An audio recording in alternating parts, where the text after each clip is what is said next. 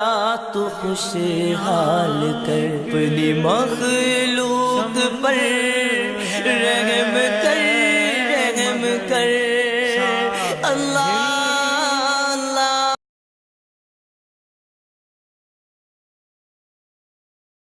بسم اللہ الرحمن الرحیم۔ السلام علیکم دوستو، ہم اہل سنت الحمدللہ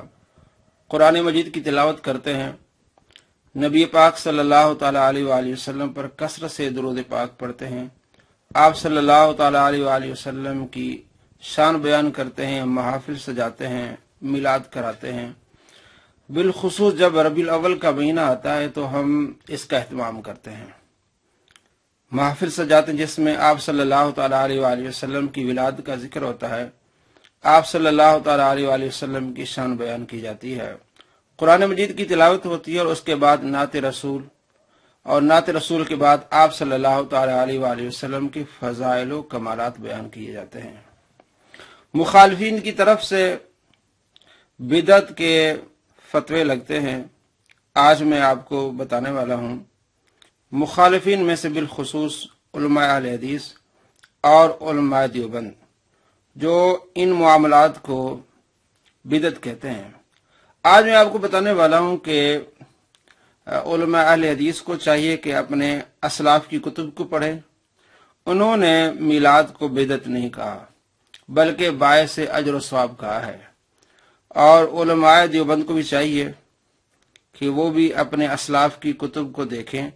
انہوں نے اس کو باعث اجر و ثواب کہا ہے، بدعت نہیں کہا۔ اگر یہ بدعت نہیں ہے جیسا کہ آپ کے اسلاف بھی کہتے ہیں تو آپ کیوں اس طرح کے فتوے لگاتے ہیں؟ آپ کو چاہیے کہ پہلے آپ اپنے اسلاف کی کتب کو دیکھیں۔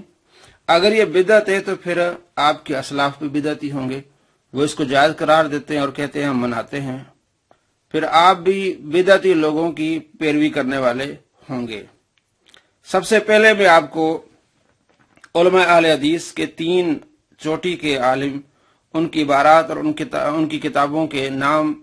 اور صفحات میں آپ کو بتاؤں گا، جس میں انہوں نے اس کو باعث اجر و ثواب کہا ہے۔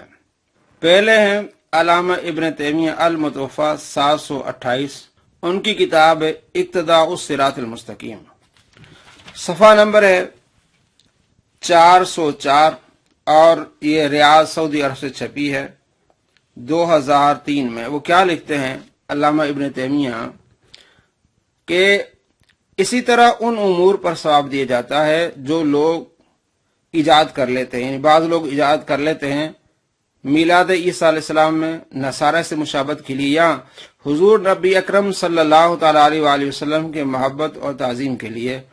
اور اللہ تعالیٰ انہیں اس محبت اور اجتہاد پر ثواب عطا فرماتا ہے، نہ کہ بدعت پر۔ یہ آپ صلی اللہ تعالیٰ علیہ وآلہ وسلم کا میلاد مناتے ہیں، اللہ تبارک و تعالیٰ انہیں اس محبت پر انہیں ثواب عطا فرماتا ہے، نہ یہ کہ بدعت ہے۔ علامہ ابن تیمیہ فرماتے ہیں یہ بدعت نہیں ہے، تو علماء اہل حدیث کو چاہیے کہ علامہ ابن تیمیہ کو پڑھے، وہ اس کو بدعت نہیں کہہ رہے۔ ان لوگوں کو جنہوں نے یوم میلاد النبی صلی اللہ علیہ وسلم کو بطور عید اپنایا، عید میلاد النبی کہا، وہ یہ بدعت نہیں، انہیں ثواب ملے گا، اجر ملے گا۔ اسی کتاب کے صفحہ نمبر 406 پہ لکھتے ہیں میلاد شریف کے تعظیم اور اسے شعار بنا لینا بعض لوگوں کا عمل ہے، اور اس میں اس کے لیے اجر عظیم بھی ہے، کیونکہ اس کی نیت نیک ہے اور رسول اکرم صلی اللہ تعالیٰ علیہ وآلہ وسلم کی تعظیم بھی ہے۔ اجر عظیم کی بات کر رہے ہیں علامہ ابن تیمیہ، تو علماء اہل حدیث کو چاہیے کہ علامہ ابن تیمیہ کو پڑھے۔ اگر یہ بدعت ہے تو پھر انہوں نے بدعت پر اتنا اجر عظیم کیسے فرمایا؟ دوسرے عالم ہیں اہل حدیث کے شیخ محمد بن عبد الوہاب نجدی کے بیٹے عبداللہ، شیخ عبد الوہاب نجدی کی کتاب محمد بن عبد الوہاب نجدی کی کتاب مختصر سیرت رسول، اس کی شرح کی انہی کے بیٹے نے، اس کا بھی انہوں نے نام لکھا مختصر سیرت رسول صلی اللہ تعالی علیہ وآلہ وسلم، صفحہ نمبر 13، المطبعۃ العربیہ لاہور سے چھپی ہے 1979 میں۔ شیخ صاحب لکھتے ہیں کہ اور ابو لہب کی باندی صہیبہ نے آپ صلی اللہ تعالیٰ علیہ وآلہ وسلم کو دودھ پلایا، اور جب اس نے آپ صلی اللہ تعالیٰ علیہ وآلہ وسلم کی پیدائش کی خبر سنائی تو ابو لہب نے اسے آزاد کر دیا۔ اور ابو لہب کو مرنے کے بعد خواب میں دیکھا گیا تو اس سے پوچھا گیا اب تیرا کیا حال ہے؟ پس اس نے کہا آگ میں جل رہا ہوں، تاہم ہر سوموار کو میرے عذاب میں تخفیف کر دی جاتی ہے۔ انگلی کے اشارے سے کہنے لگا کہ میری ان دو انگلیوں کے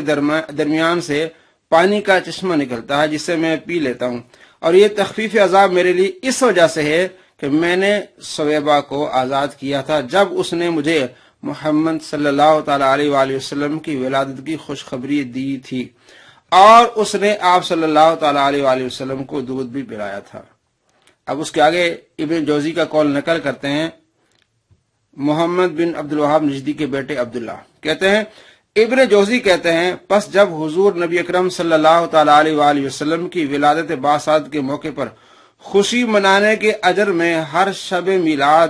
اس ابو لہب کو بھی جزا دی جاتی ہے جس کی مذمت میں قرآن حکیم میں ایک مکمل صورت نازل ہوئی ہے، تو آپ صلی اللہ تعالی علیہ وآلہ وسلم کی امت کے اس توحید پرست مسلمان کو ملنے والے اجر و ثواب کا کیا عالم ہوگا جو آپ صلی اللہ تعالی علیہ وآلہ وسلم کے میلاد کی خوشی مناتا ہے۔ یہ عبداللہ محمد بن عبد الوہاب نجدی کے بیٹے لکھتے ہیں اور ابن جوزی کی اس عبارت کو نقل کرتے ہیں۔ تو علماء اہل حدیث دیکھیں کہ محمد بن عبد الوہاب نجدی کے بیٹے وہ کیا کہہ رہے ہیں۔ تیسرے اہل حدیث کے عالم ہیں نواب صدیق حسن خان بھوپالی المتوفی 1307 ہجری، ان کی کتاب الشمامۃ الانبریہ من مولد خیر البریہ المطبعۃ الانصاری دہلی، یہ بھارت سے چھپی ہے۔ کیا لکھتے ہیں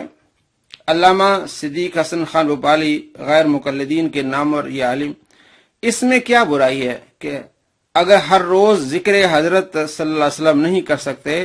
تو ہر اسبوع یعنی ہفتے یا ہر ماہ میں التزام اس کا کریں کہ کسی نہ کسی دن بیٹھ کر ذکر واضح رسولی آپ صلی اللہ تعالی علیہ وآلہ وسلم کی سیرت کا ذکر کریں، آپ صلی اللہ تعالی علیہ وآلہ وسلم کی ولادت کا ذکر کریں، یعنی ہفتے میں کوئی ٹائم نکال کے آپ صلی اللہ تعالی علیہ وآلہ وسلم کی ولادت اور وفات کا ذکر کریں۔ پھر ایام ماہ ربیع الاول کو بھی خالی نہ چھوڑیں اور ان روایات و اخبار و آثار کو پڑھائیں جو صحیح طور پر ثابت ہیں، بالخصوص ربیع الاول میں یہ یعنی باتیں بتائیں لوگوں کو، اسے ہم کہتے ہیں میلاد۔ میلاد آپ صلی اللہ تعالی علیہ وآلہ وسلم کا ذکر خیر، آپ کی آمد کا ذکر، اسے ہم میلاد کہتے ہیں۔ تو یہی کہتے ہیں کہ آپ ایسا کریں، بلکہ آگے لکھتے ہیں الشمامۃ الانبریہ میں صفحہ نمبر 12 پہ لکھتے ہیں، جس کو حضرت صلی اللہ تعالی علیہ وآلہ وسلم کے میلاد کا حال سن کر فرحت حاصل نہ ہو اور وہ خدا کا شکر ادا نہ کرے اس نعمت کے، تو وہ مسلمان نہیں ہے۔ کہ نبی پاک صلی اللہ تعالی علیہ وآلہ وسلم کے میلاد سن کر اسے خوشی نہ ہو تو وہ مسلمان نہیں ہے۔ تو بھائیو غور کریں،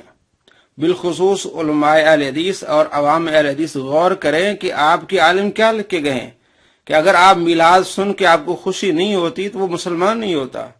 تو آپ نے کس طرح کے فتوے لگائے ہوئے ہیں اہل سنت پر کہ بدعتی ہیں، یہ بدعت کرتے ہیں، اللہ کا کلام پڑھتے ہیں، نعت رسول پڑھتے ہیں، آپ صلی اللہ تعالی علیہ وآلہ وسلم کی آمد کا ذکر کرتے ہیں۔ آپ اس طرح کے فتوے لگا کہ آپ کیا نبی پاک صلی اللہ تعالی علیہ وآلہ وسلم کو منہ دکھائیں گے؟